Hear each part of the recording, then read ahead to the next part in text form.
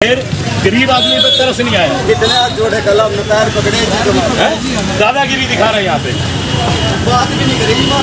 दादागिरी दिखाने का शौक है, दादागिरी दिखाने का शौक है ना तेरे को।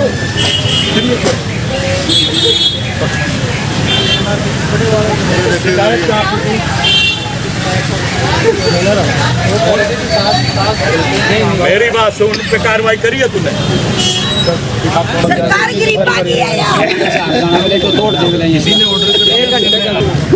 अपनी जगह आदमी का दिल अपनी जगह और सब कुछ गरीब आदमी का 24 घंटे छोड़ दूंगा।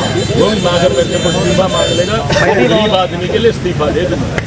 लेकिन के बीच आए हैं सीधा तो दुकानदारों के बीच में नहीं आया, मैं आज गरीबों के बीच में खुद की आत्मा इस बात का महसूस कर रही है कि नालायक अफसरों की वजह से इनकी दुकानें टूटी हैं। और मैंने इनको नीचे बिठा के इनको क्या कह सकता हूँ, लेकिन नीचे बैठा के एहसास कराया कि गरीब आदमी कैसे तपती धूप में 2 रुपये कमाने के लिए 100 रुपये कमाने के लिए किस प्रकार से अपना टाइम निकालकर किस तरह सारा दिन धूप में छाँव में बारिश में खड़ा रहता। पता है, एक बुजुर्ग माता जो मेरी माँ से उम्र की होगी और वो थोड़ा सा पैसा कमाने के लिए बेचारी को अपने पोते पोतियों का पेट पालने के लिए उसकी मजबूरी है, जो सड़क पे बैठ के अपना गुजारा करिए। नालायक अफसरों ने सारे के सारे ये शेड तोड़ने का काम करे। मैं दिल से दुखी, ऐसा नहीं होना चाहिए जो इन नालायक अफसरों की वजह से ये हुआ गरीबों का। लेकिन मैं इन जितने 20-25 दुकानदार ये बता रहे हैं, सबकी दुकानें और ये सब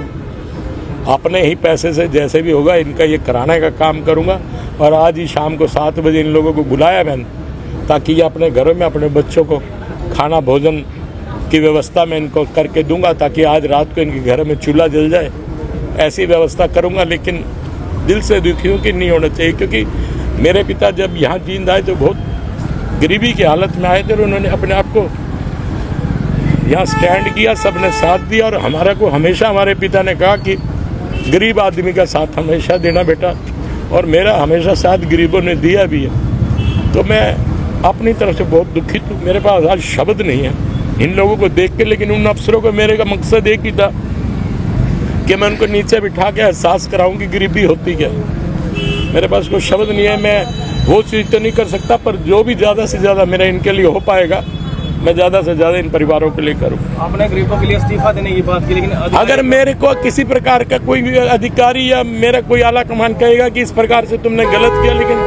मेरी आत्मा मुझे इसके लिए झंकोर के रखा कि मुझे कुछ भी करना पड़े मैं इनके लिए करने को तैयार हूँ। सर भविष्य में ऐसा आगे ना हो उसके लिए क्या किया जाए? मेरे कहने की आवश्यकता नहीं, कोई दोबारा करेगा तो जींद में तो अगर कोई किसी तरह का इन्फॉर्मेशन किए बिना किसी गरीब पे कोई भी अत्याचार करेगा, मैं बख्शने वाला नहीं हूँ, ये एकदम तय। क्योंकि सरकार की नीति जो है गरीब व्यक्ति के लिए बनी हुई है। वो हमारे प्रांत के माननीय मुख्यमंत्री जो है नायब सैनी जी, उन्होंने कहा कि गरीब व्यक्ति को हो सकता है कि मजबूरी है साहब, पेट पालने के लिए आदमी सड़क पे बैठता है साहब, किसको शौक है सड़क पे बैठने का। मेरे पास कोई शब्द नहीं है, लेकिन आज मैं दिल से दुखी हूँ। बिना नोटिस के ही तोड़फोड़ की ना टाइम जो हुआ, मैं अब इस विषय पे क्या कहूँ। कोई इसके खिलाफ, इनके खिलाफ कार्रवाई भी मैं करूँगा।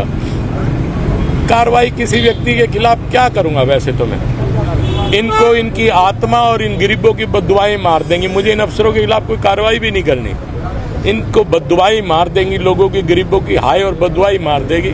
हाँ, लेकिन इन गरीबों के लिए मैं खड़ा हूँ, मेरे से जो बन पाएगा ज़्यादा से ज़्यादा मैं इनकी मदद भी करूँगा। और जिनकी शिकायत थी उनको कहने की हिम्मत इन अफसरान की नहीं हुई और इन पर अटैक कर दिया। और ये तो शुक्र है कि कल मैं नहीं था, तो वरना अगर मैं होता तो इसका अंजाम इन अफसरों को यहीं के यहीं भुगतना पड़ता।